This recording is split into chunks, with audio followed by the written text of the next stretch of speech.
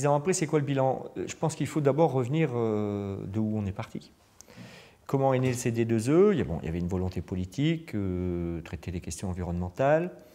On sentait bien que ça allait devenir un enjeu majeur. Et puis, il y a eu cette rencontre à Montréal.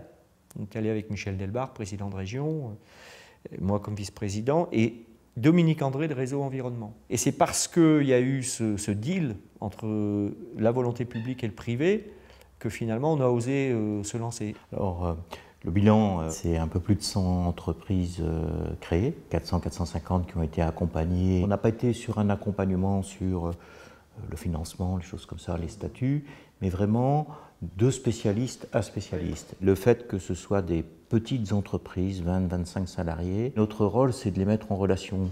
Ils savent maintenant aborder un laboratoire de recherche, ils savent travailler avec des universitaires.